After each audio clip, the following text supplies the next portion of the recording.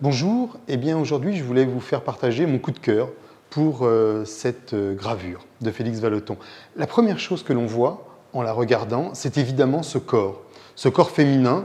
attaché à un rocher, offert au regard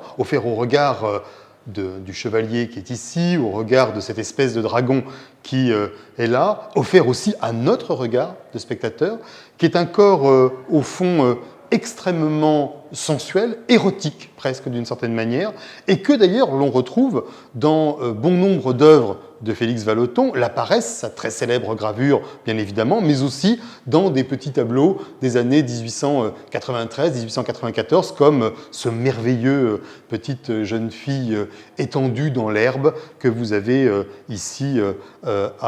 juste à côté de cette gravure. Mais ici, le corps nu a en réalité un substrat littéraire. Il vient en réalité de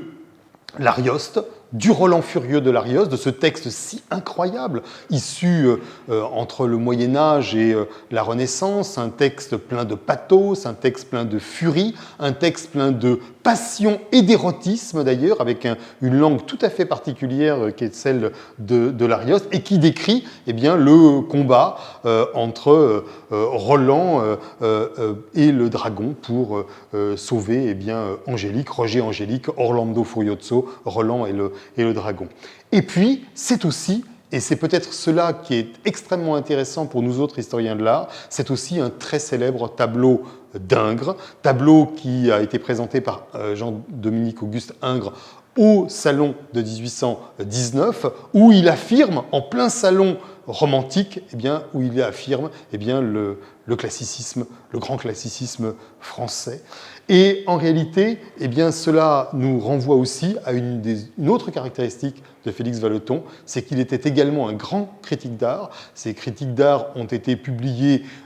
à son époque et